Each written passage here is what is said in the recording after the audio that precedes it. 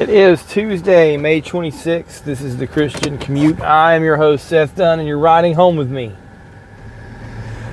And our first scheduled show of the week. And for those of you who were sitting on pins and needles since this morning, when I published Saturday's show, how long? Let me think about this. Right, it was a Friday show that I did on Saturday, then Sunday and Monday. Today's Tuesday.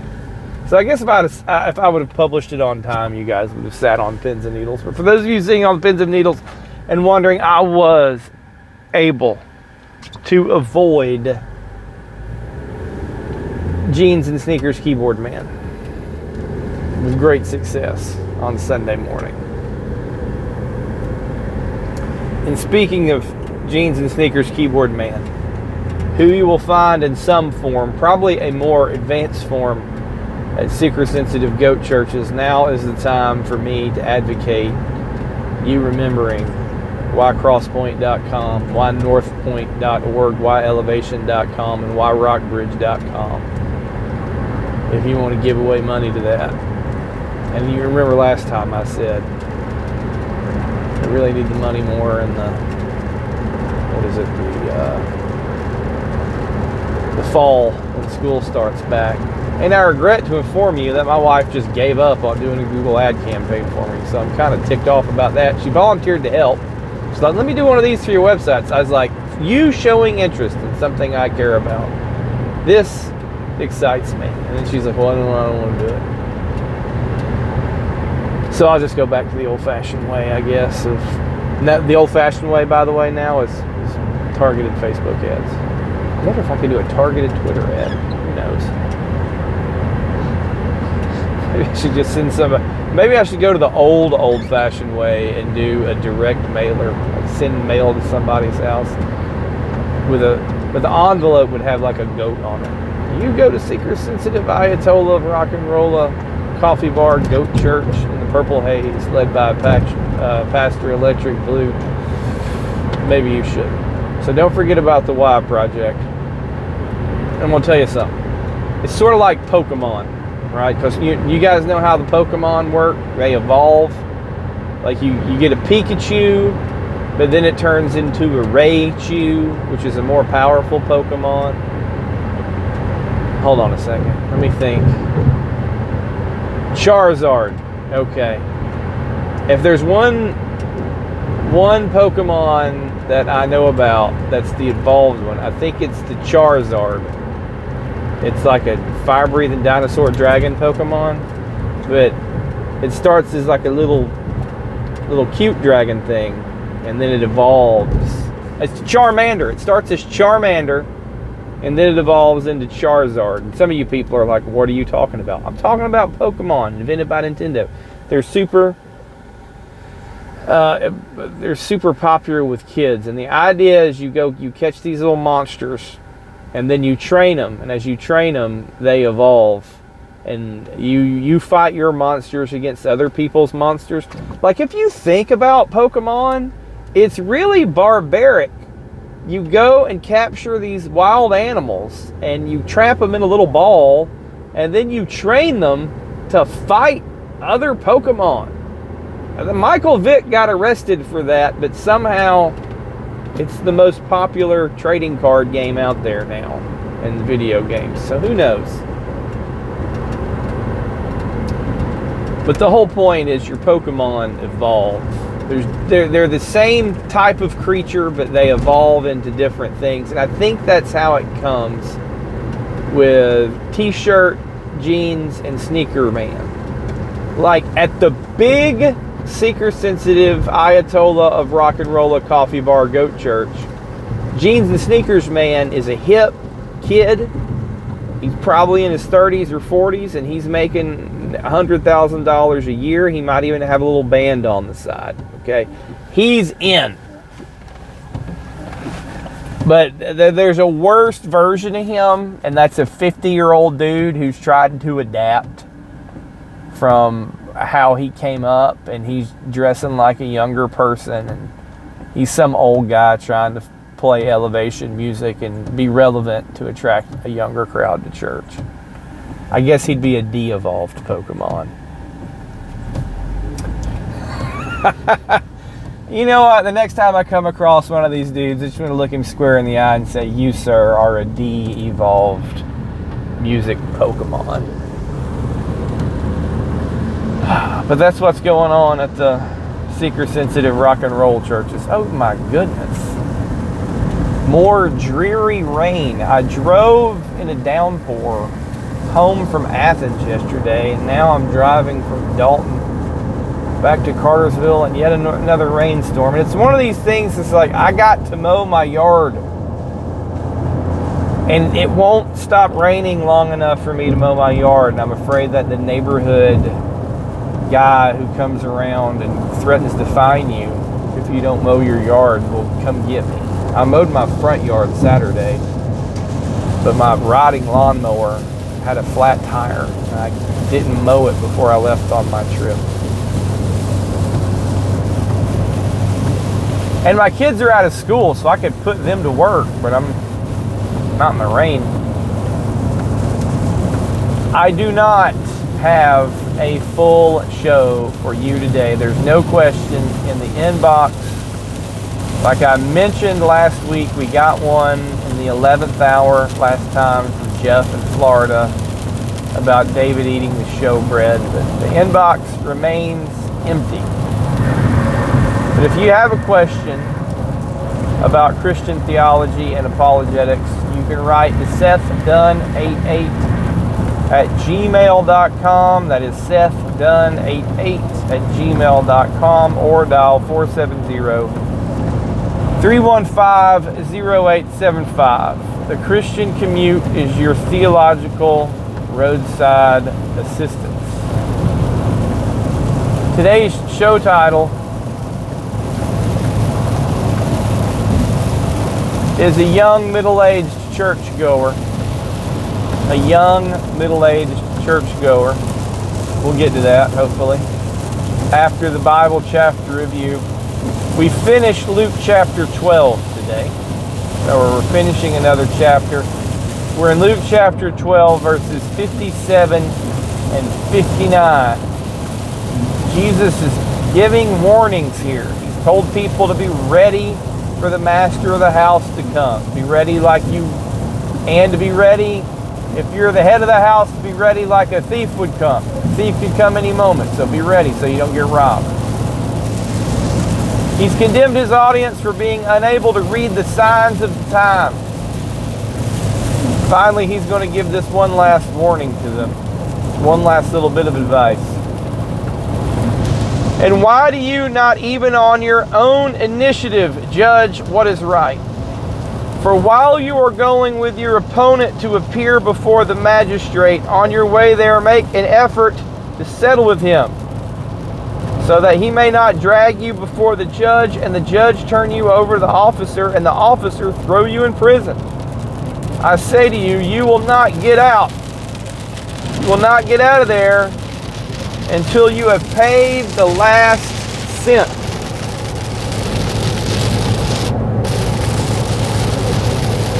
So Jesus, what's Jesus talking about here? Well, it's sort of the same thing. There's a fire kindled, he says. There's judgment coming. People need to get with him. They need to accept him as the Messiah. They need to get right with God. But they're not reading the signs of the time. They're not managing the house. They're not paying attention properly. And Jesus is saying, you better fix this now. And he gives the example, I hope you can hear above the rain. It started raining even harder.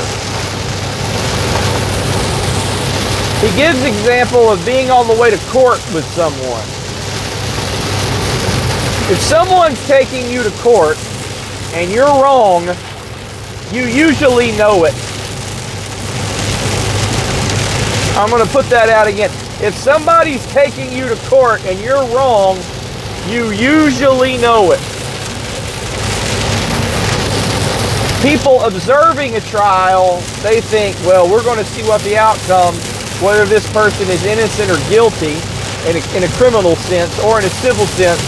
if they're liable or not liable based on a preponderance of the evidence.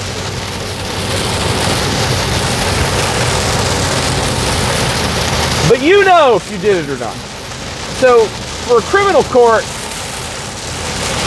like if you murdered somebody or if you stole something, you know if you stole it, and you're there trying to beat the rap, okay? Or if you didn't really steal it, you pled not guilty, so I didn't steal that, and I should beat the rap. Jesus is talking about a civil court thing here. So I don't know the ancient legal system if they delineated between civil and criminal court, but we do now. So what Jesus is talking about, I think, would fall under the lines of a civil matter. So in the scenario that Jesus comes up with here, somebody is being sued. They're taken to the magistrate and they're saying, this person owes me money and they haven't paid me the money. Make them pay me back. That's what's going on. So imagine if you're the person who owes. You know if you owe. You know if you didn't pay your bill. You know if you broke your contract. Let's say, I'm trying to think of a legal situation or a contractual situation that would happen in the ancient world.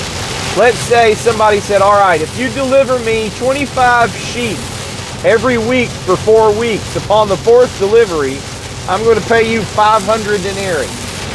So somebody delivers him the sheep, and the guy sells the sheep every week that they come,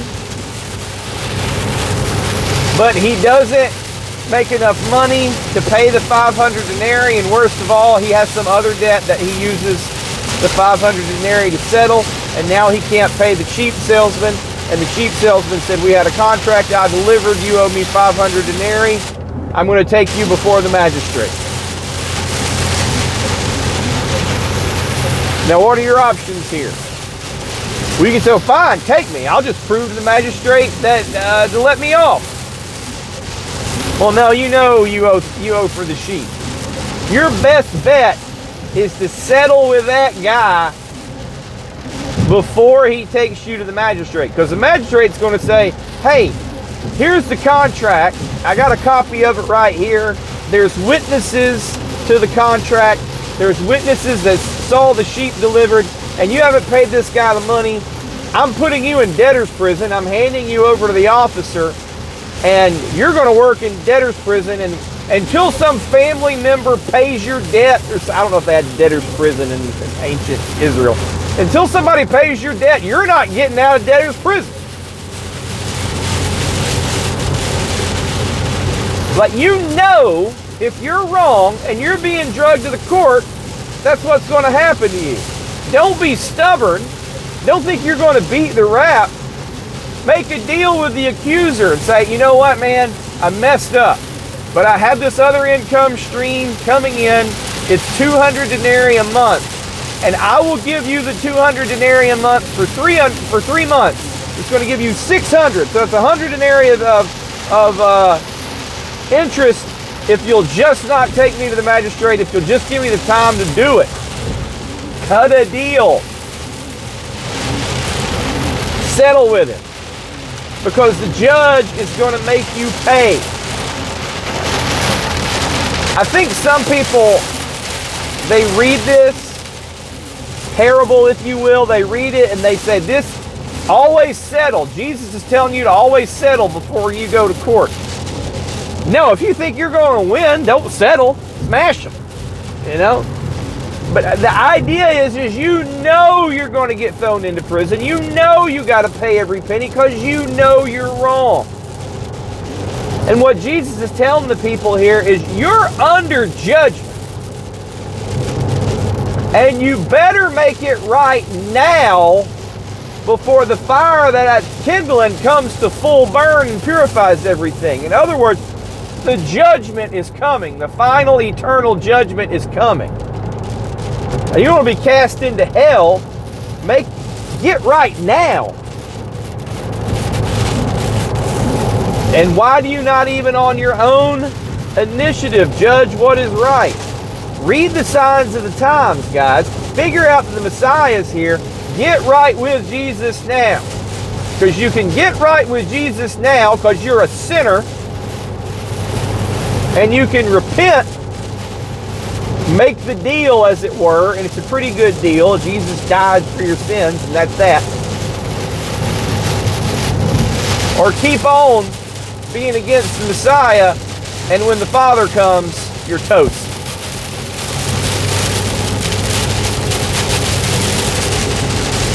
So Jesus is giving this example to somebody that they're going to understand there's judgment coming. Yeah, of course, it makes perfect sense. Settle with your accuser before you're handed over to the magistrate. And with that, I'll end the Bible chapter review. And let me throw this little part in. I think a lot of people are too prideful in real life. I'm not real life. When it comes to legal matters and stuff like that, I think a lot of people are too prideful that they want to win rather than just admit that they were wrong. Guys, I advise you, when you've wronged somebody, admit that you're wrong and throw yourself on the mercy of that person, especially if that's a Christian. Doubling down is just going to enrich lawyers and not you, and it might hurt you in the end. And in the same way, don't be so prideful. If you're a sinner, just own being a sinner and I hydroplaned. If you're a sinner, just own being a sinner and repent before God. Ask for forgiveness. Call upon the name of Jesus to be saved. You ain't working it out yourself. Don't be like, well, you put me in a world that has evil in it. You put me in a world that had the garden and the snake. Well, I didn't have the kind of life somebody else had. Or this other person drove me. Don't be like that. I was wrong. I repent. Forgive me.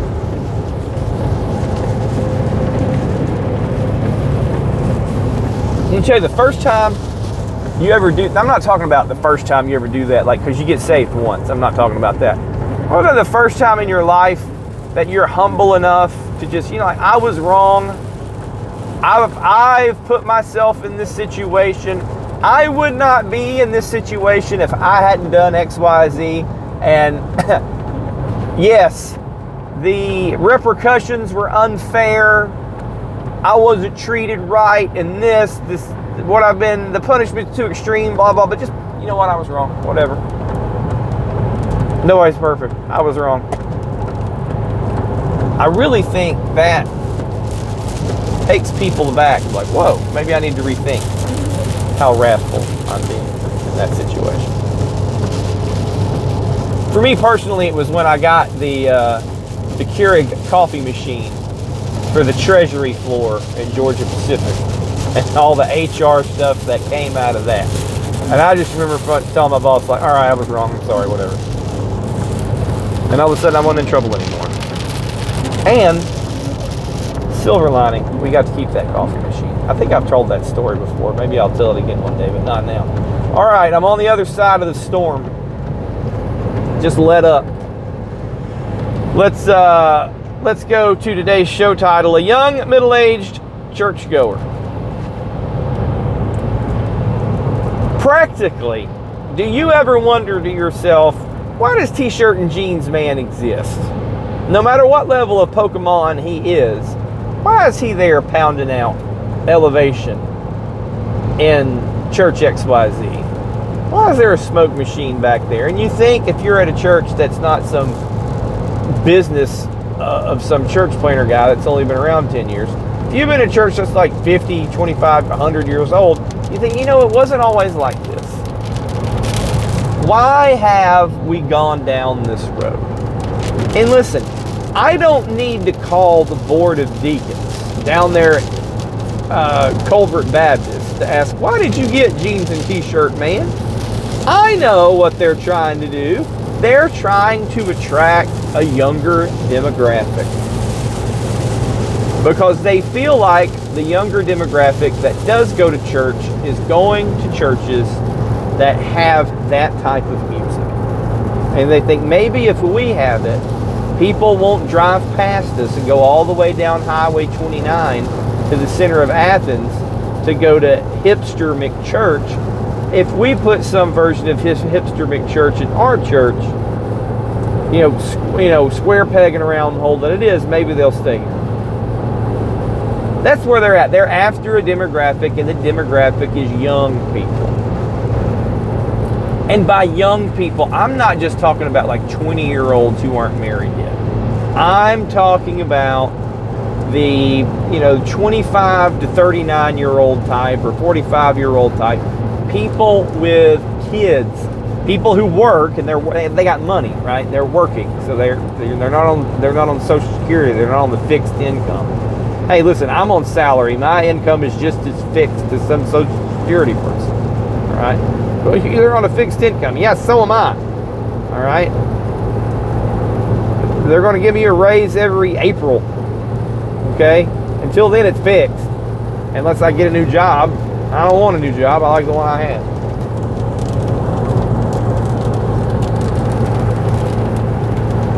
The people in my demographic, I got 12-year-olds. I guess they're about to be 13 next month. And I got a 4-year-old. I guess she's going to be 5. She might be 5 right now. I don't know that child's birthday. It's in May. I think her birthday could be tomorrow.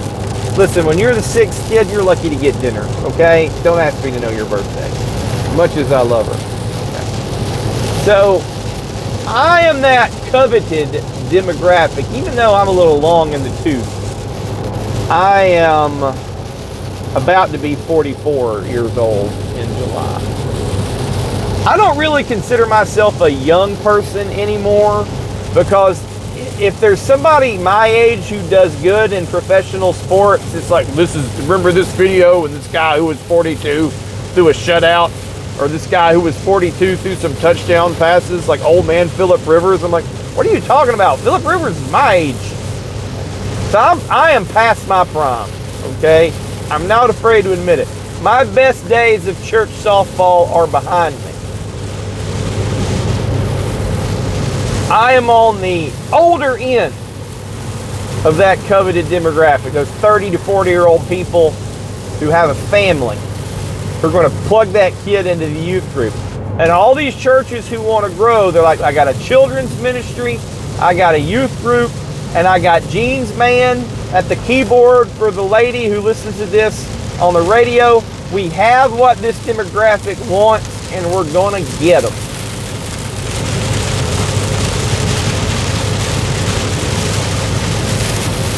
And it's the opposite of what I want. It's the opposite of what I think church should be. So here's what's it's not funny, but it's exactly what I expected. So I told you guys, I said, that's it. I'm not going to First Baptist Colbert. I'm not going to the little church that broke off from them, because they probably have the same praise team thing going on.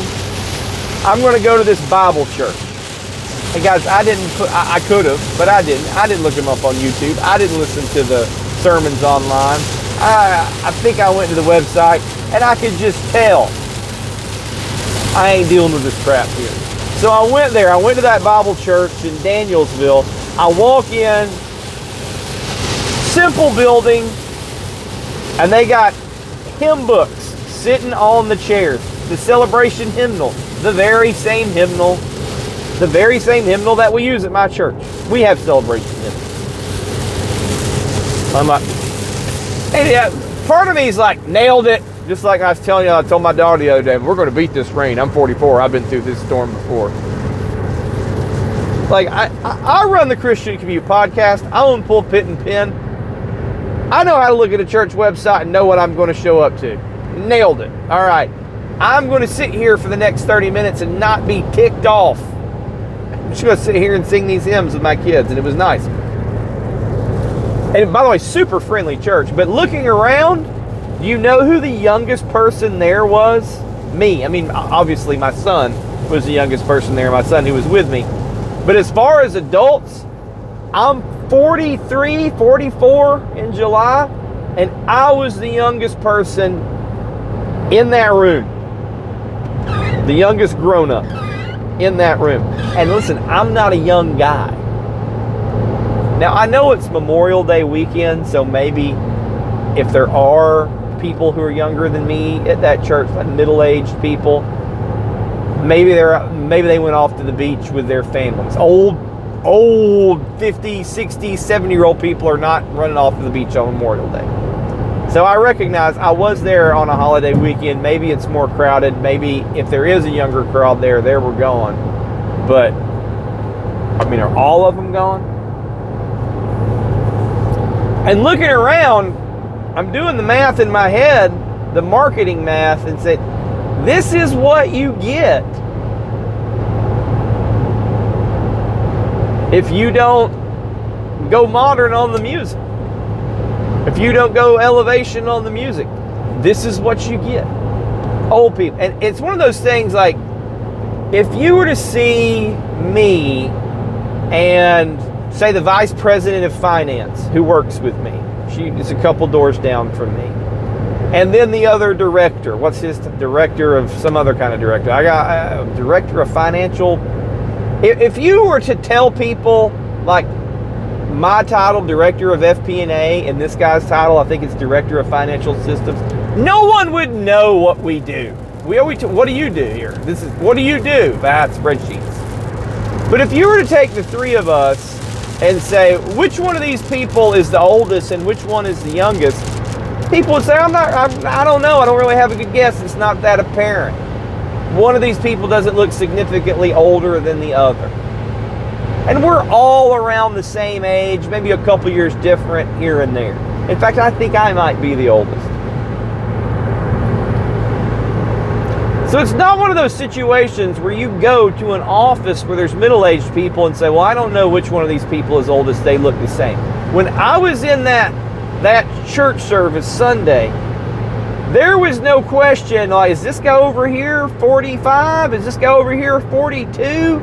It's like, no, these people are 60 plus to a man. Every last man and woman. 60 plus.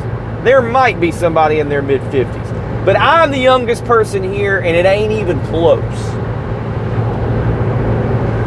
And you think to yourself, what's going to happen to this congregation in 20 years? A lot of them will either be dead or too sick to attend church in 20 years. In 20 years, I'll be on the fixed income. Almost. I don't know if I'm going to pick Social Security when I'm 62 or 65. We'll see. I may just have to keep working because I have 6 kids to send to college. And when maybe I'll just sit at my desk and tell AI, hey AI, do this for me. Because that's where we're headed.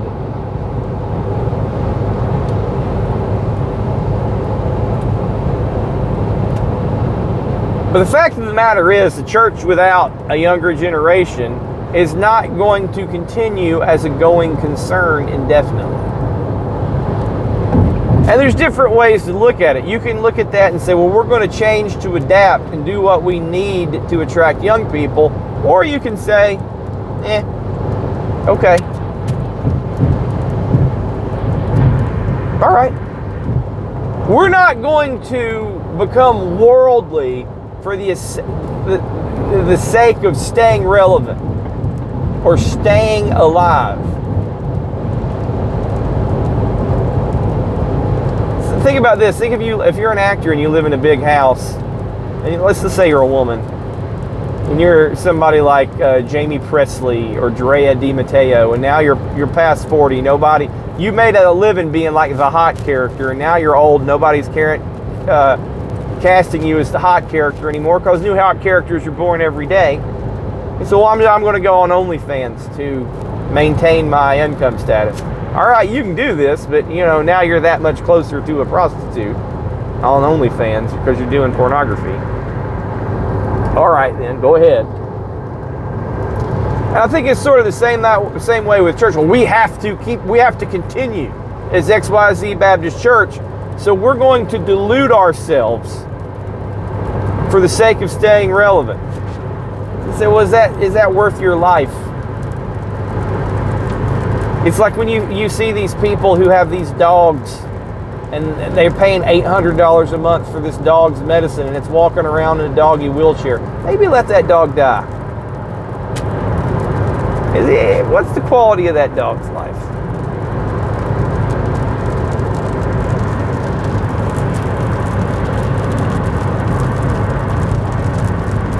And I know when I walk into church like that, they're like, oh, look at this visitor. He's 40. Just got moving to town? Well, he's got kids. 10 more of this and we can keep going. But you know what I respect? A church that says this is how we're going to do it. We're not going to start playing that elevation stuff. We're not going to start preaching felt need sermons. And if we go out of business, we go out of business. Now, I'm not trying to speak for those people. I don't know them that well. I just sat there for an hour. I'm talking in general. I'm telling you, that's not a church that people my age and younger are going to go to because of the youth program or the music. Because you know what? Lights on, lady playing the keyboard to the hymn. That's the music. And that's what I like. I don't think it's about preference. I think it's about reverence.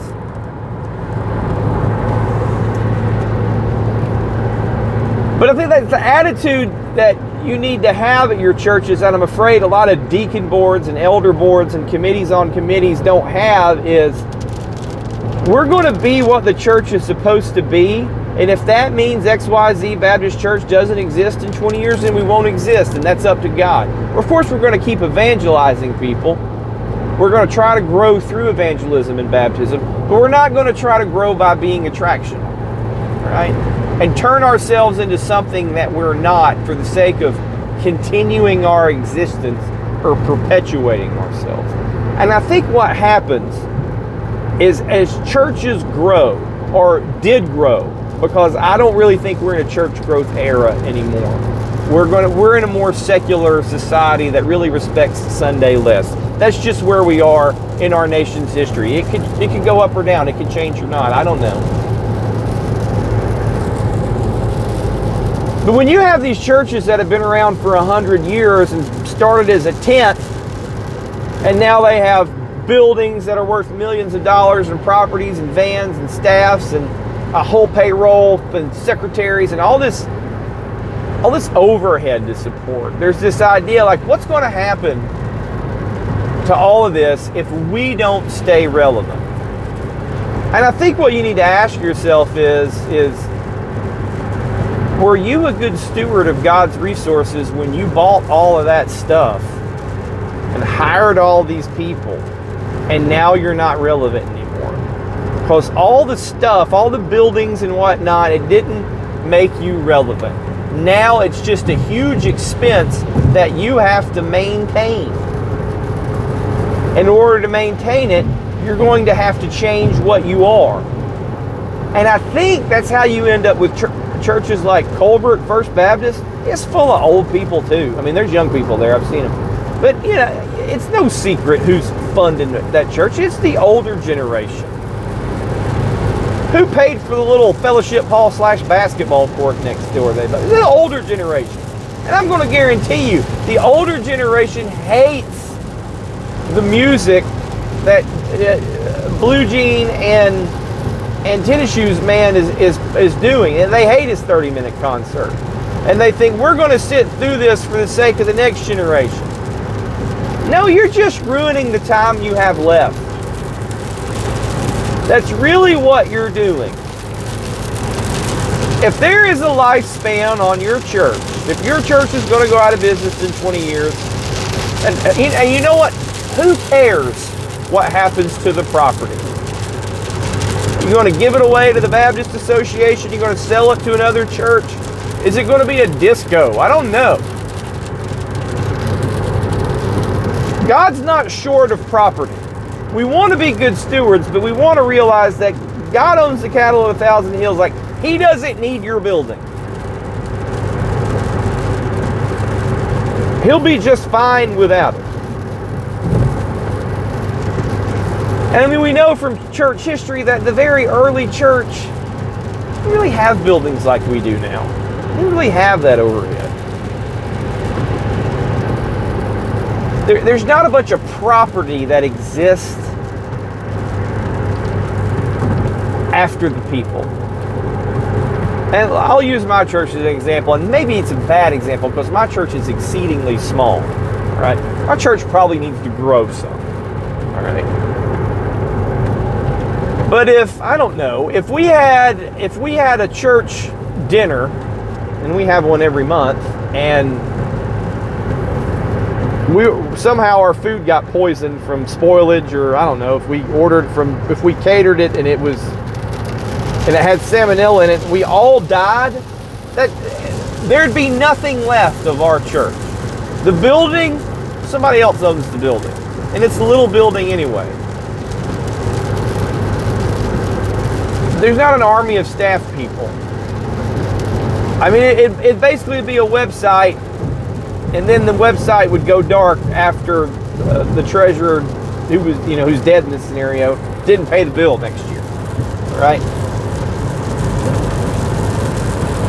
There's nobody driving by and saying, well, look at this old abandoned church, but this used to be something, like happened with First Baptist Jacksonville, or what happened with Roswell Street Baptist, something like that.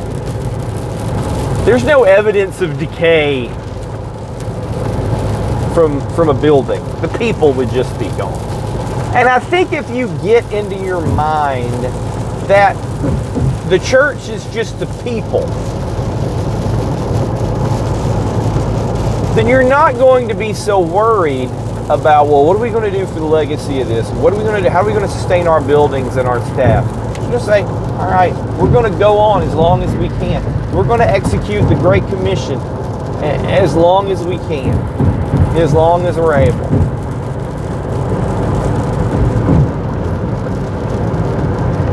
And we're not looking for this demographic or that demographic. God's either going to provide it or he's not.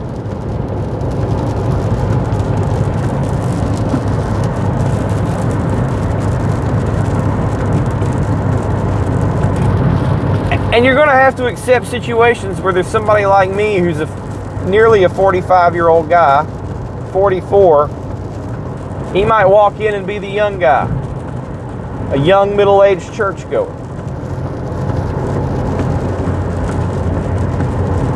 Seth, what about your kids? I'm glad I could take my kids to a church and have them experience what we experience. And if you listen to that last episode and I said it's going to be like this, it was exactly like that. Every expectation, good or bad, met. And I caught a little flack,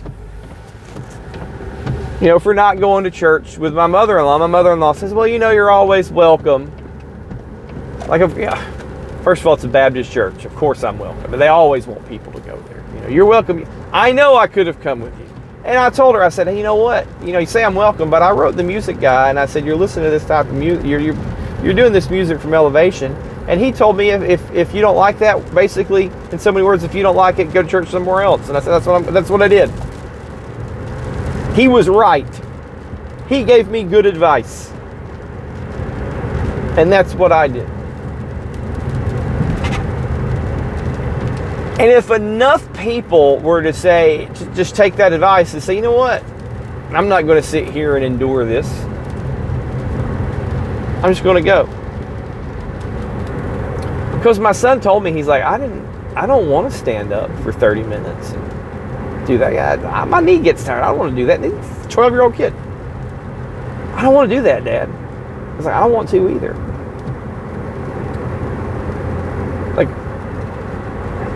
Even the little kids don't like it.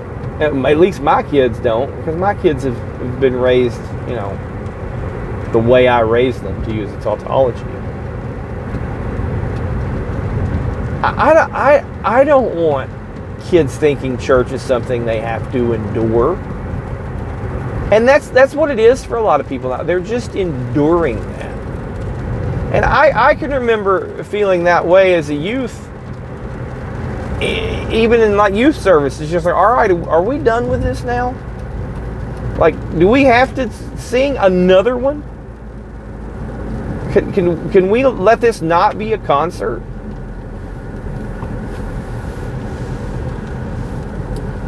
I'm trying to teach my kids the value of ecclesiology over the dog and pony show.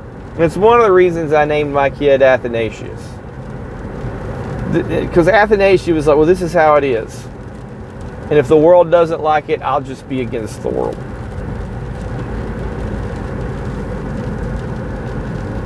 I am perfectly okay with my children and grandchildren going up and they go to a church with 20 people and they have a little one-story building that's not worth anything, that they either rent or barely own. That's fine.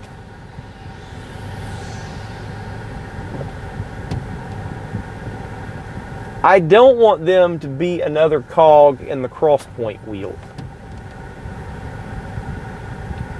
And those are the decisions that, guys, you, especially you older people, need to make. Because I know, I feel like I am you, from you, a lot of you older people. Like, I think I'm in your head a bit, and you're thinking, well, this ain't how it used to be. Fine.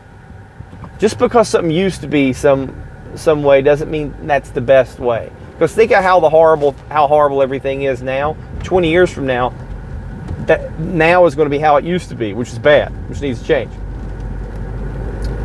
But I know there are those of you, especially you older saints out there, who are like, church is starting to feel very tiresome for me. It's a chore.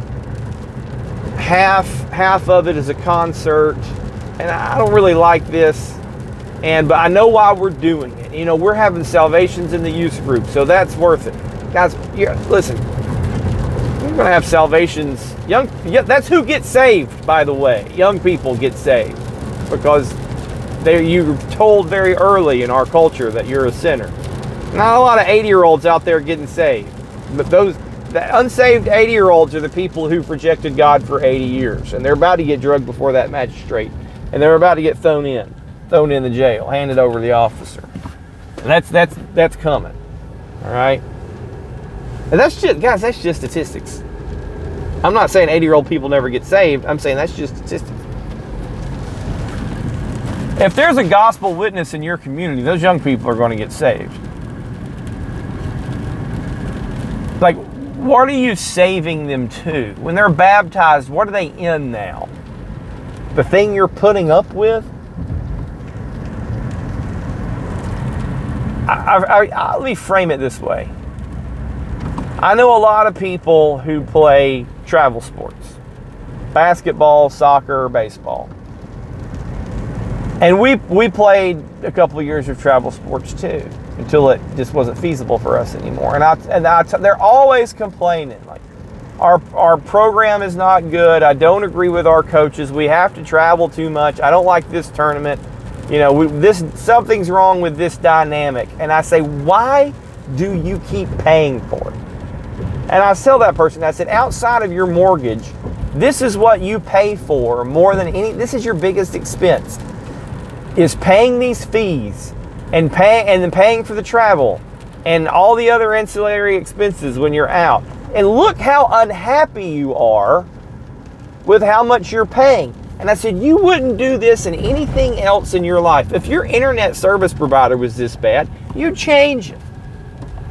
If your neighborhood restaurant was this bad, you'd go to a different one. Why are you paying so much money to be miserable and upset about your experience? Then you're burning your kid out. And I think the idea that they've been sold on is, well, we have to do this or we're going to be left out in the future. Like, we're elite. We made the travel team. And if we don't play with the other elite people, we're not going to be elite in the future, and we're going to pay all this money to be dissatisfied. And your young middle-aged churchgoer is telling you that's you right now. You look at the chunk of your budget that you're giving to church, right around 10%, right? If you're a tither. If you fall in with the Barna demographic survey, maybe it's 2.5. If you're super rich, maybe it's more than that. You got money to burn, you're giving 20. I don't know, but you are regularly giving a significant part of your income to your local church. That's where you go. You're a part of that body. You're a part of that community, and you are letting Jeans and T-shirt man and TED Talk preacher co-opt it because you don't want to be left out.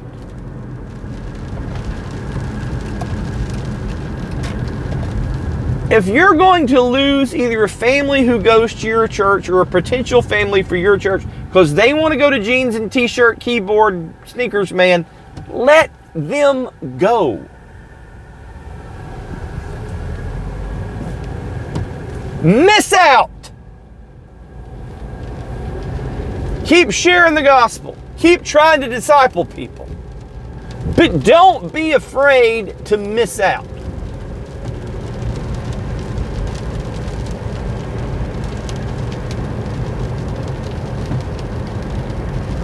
Show up Sunday and tell whoever who needs to hear it, I am not tolerating this any longer. And let me just tell you about my Sunday experience, because I'm out of town. If I ever go to that church again, it'll be months from now. But the last 2 times I've been out of the town in that situation, one, I was pissed and tired and just ready to sit down and just like resentful of the dude who was up there and everything that was behind it. And quite frankly, the sermon was not much. Contrast that with my experience Sunday.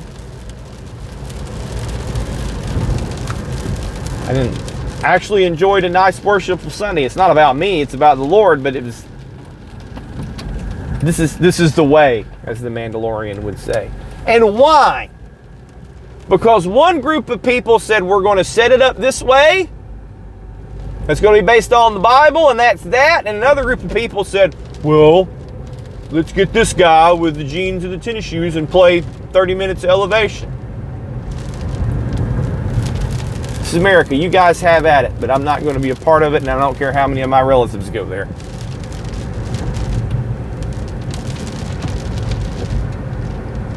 You have more power and influence than you think. Go exert it. Thanks for listening to The Christian Commute. Lord willing, I'll be back with you again Friday. As always, God bless, and as always, remember, Christianity is not about getting saved. It's about being saved.